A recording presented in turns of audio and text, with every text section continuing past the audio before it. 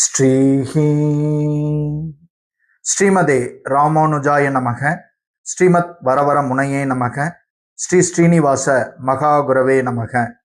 ஆழ்வார் எம்பெருமானார் ஜீயர் திருவடிகளே சரணம். பக்தர்கள் அனைவருக்கும் நமஸ்காரம். அடியேன் நந்தகுமார ஸ்ரீனிவாசதாசன், ஸ்ரீ கிருஷ்ணா வேத கல்வி நிலையம், காட்பாடி, வேலூர். தொடர்புக்கு 9620254737. மனிதனின் வாழ்க்கை பாடமான ஸ்ரீமத் பகவத்கீதையை ஒவ்வொருவரும் தெளிவாக கற்க வேண்டியது மிக மிக அவசியம்.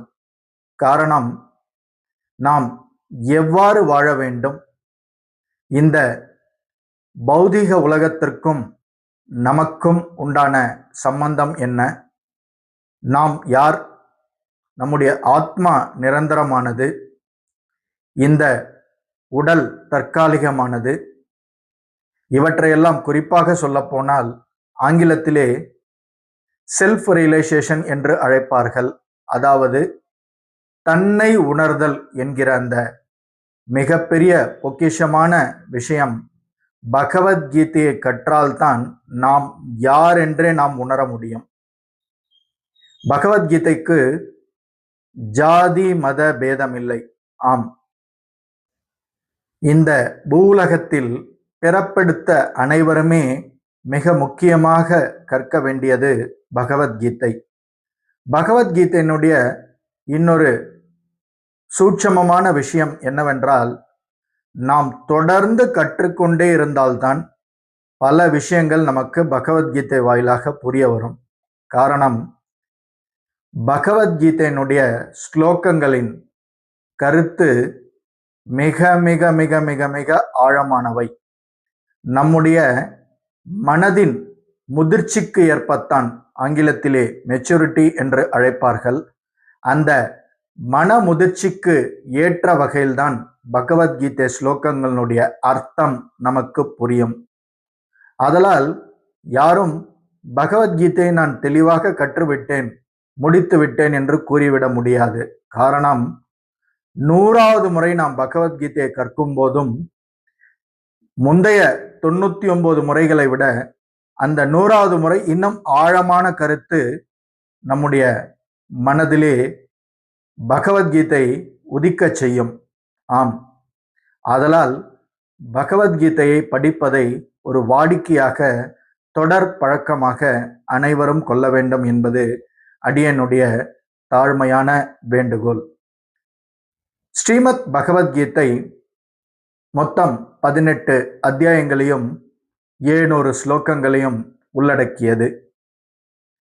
ஒவ்வொரு ஸ்லோகமும் நம்முடைய ஸ்ரீ கிருஷ்ண கீதம் என்னும் யூடியூப் சேனல் வாயிலாக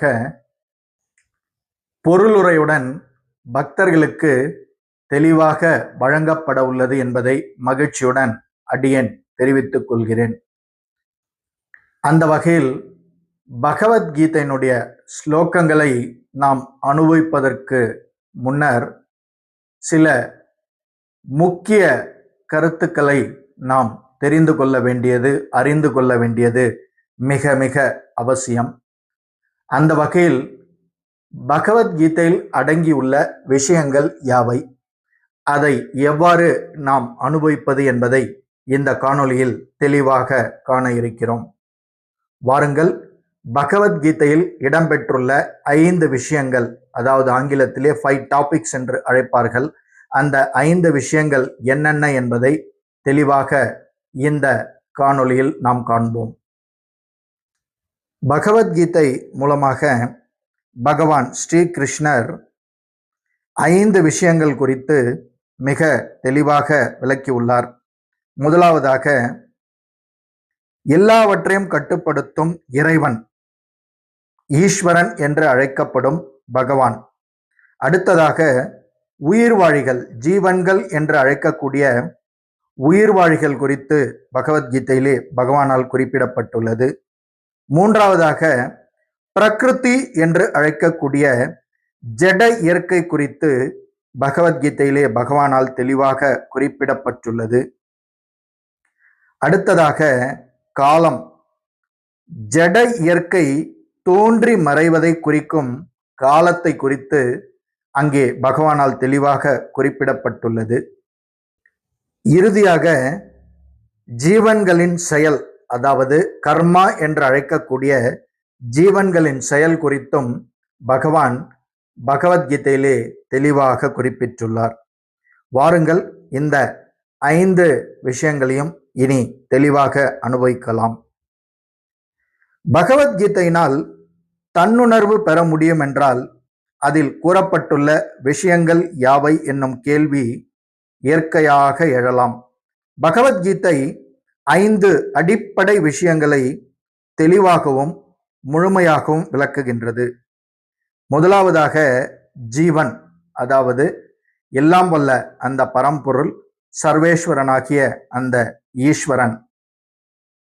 எல்லாரையும் எல்லாவற்றையும் கட்டுப்படுத்தும் இவர் கிருஷ்ணர், பரமாத்மா அல்லது பிரம்மன் என்று அறியப்படுகிறார். ஜீவன்களும் ஜட இயற்கையும் இவருக்கு கீழ்ப்படிந்த சக்திகளே. இவரது ஆணையின் கீழ்தான் ஜட இயற்கை செயல்படுகிறது. இயற்கைக்கு பின்னால் இறைவன் இருப்பதை அறியாதவர்கள், மோட்டார் வாகனத்திற்கு பின்னால் ஓட்டுநர் இருப்பதை அறியாத குழந்தையை போன்றவர்கள். அந்த இறைவன் முழுமுதற் கடவுளான ஸ்ரீ கிருஷ்ணரே. பரம்பொருளை அருவ பிரம்மனாக அல்லது பரமாத்மாவாக உணர்வதை காட்டிலும் பரமபுருஷ பகவானான ஸ்ரீ கிருஷ்ணராக உணர்தலே சிறந்தது. குன்றிய அறிவுடையவர்களே பரம்பொருள் அருவமானது என்று கருதுகின்றனர்.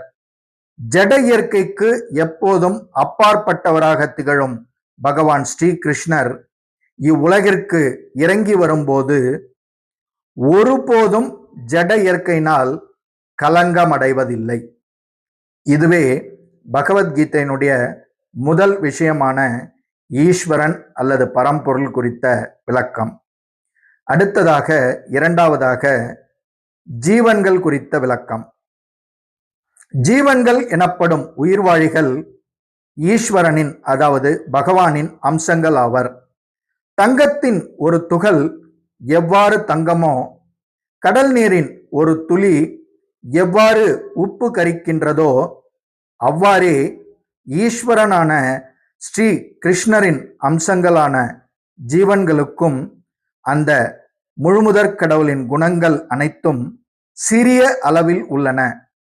ஜீவன்களுக்கு உணர்வுகள் இருப்பதால் அவர்கள் பிரகிருதியை காட்டிலும் உயர்ந்தவர்கள், அதாவது ஜீவன்கள் ஜட இயற்கையை காட்டிலும் உயர்ந்தவர்கள் என்று இங்கே தெளிவாக குறிப்பிடப்பட்டுள்ளது.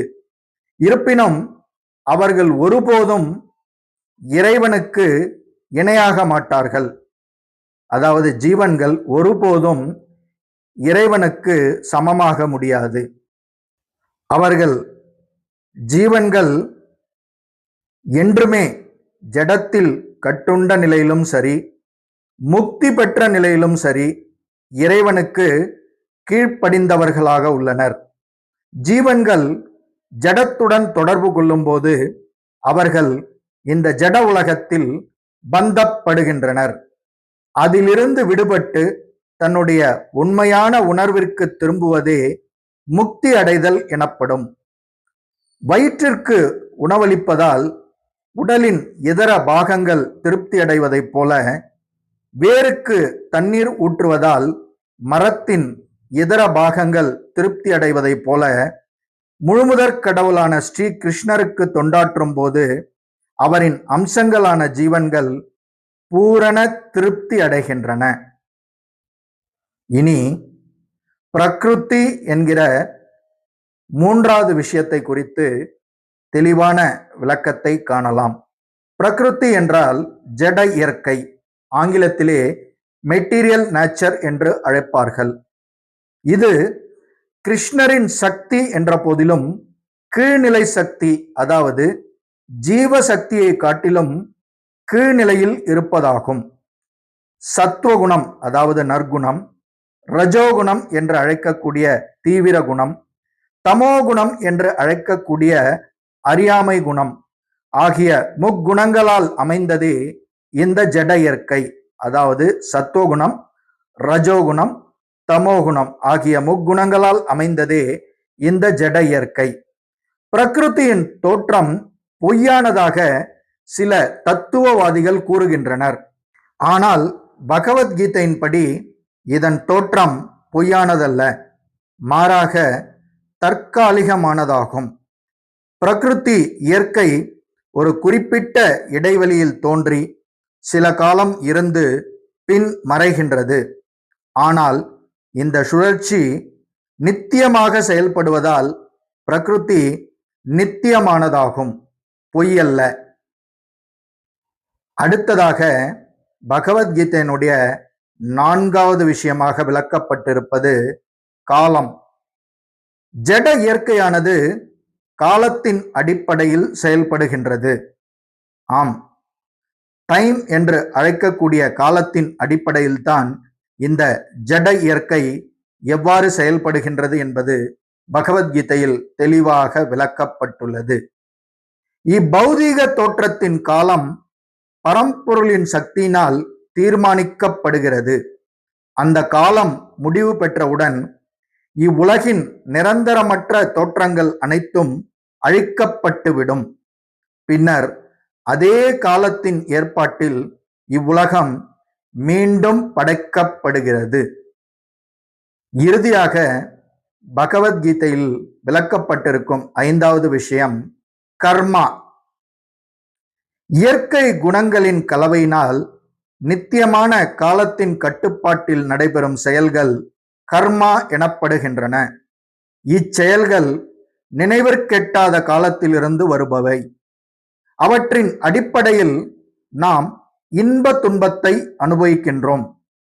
ஈஸ்வரன், ஜீவன், பிரகிருதி, காலம், கர்மா ஆகிய 5ல் கர்மாவை தவிர, ஆம், கர்மாவை தவிர இதர 4ம் நித்தியமானவை.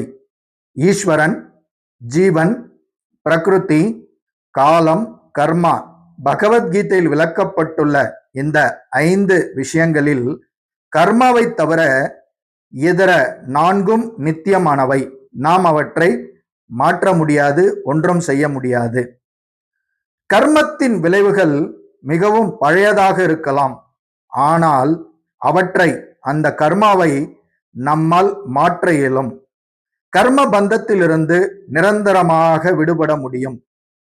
அது எவ்வாறு அந்த கர்ம பந்தத்திலிருந்து விடுபட முடியும் என்பது பகவத்கீதையில் பகவான் ஸ்ரீ கிருஷ்ணரால் தெளிவாக விளக்கப்பட்டுள்ளது. ஆதலால் அடியேன் ஏற்கனவே குறிப்பிட்டது போல ஒவ்வொருவரும் பகவத்கீதையை தெளிவாக கற்க வேண்டியது, அனுபவிக்க வேண்டியது மிக மிக மிக அவசியம். அப்பொழுதுதான் தான் யார், தன்னை குறித்து அறிய முடியும். அதுதான் தன்னை உணர்தல். இந்த பிறப்பு ஏன் பகவானால் அருளப்பட்டது என்பதை குறித்து தெளிவாக நாம் புரிந்து கொள்ள முடியும். பிறகு வாழ முடியும். நாம் யார் என்றே தெரியாமல் எவ்வாறு இங்கு ஒரு நல்ல வாழ்க்கையை நாம் வாழ முடியும்? நிச்சயம் இது சாத்தியமல்ல. பகவத்கீதையை நாம் அனுபவித்தால் மட்டுமே, தெளிவாக கற்றால் மட்டுமே வாழ்க்கையினுடைய நிதர்சனமான உண்மைகள் நமக்கு தெளிவாக புரிய வரும். அந்த வகையில் வாருங்கள், பகவத்கீதையை தெளிவாக அனுபவித்து கற்று புரிந்து பயனடையலாம். குறிப்பாக பகவான் ஸ்ரீ கிருஷ்ணருடைய திருவருளுக்கு பாத்திரமாகலாம். இத்துடன் பகவத்கீதையினுடைய 5 விஷயங்கள் குறித்த விளக்கம் நிறைவு பெறுகிறது. பக்தியுடன் வழங்கியோர் ஸ்ரீ கிருஷ்ணா வேத கல்வி நிலையம், காட்பாடி, வேலூர். மிக்க நன்றி. சர்வம் ஸ்ரீ கிருஷ்ணார்ப்பணம். ஜெய் ஸ்ரீமன் நாராயணா.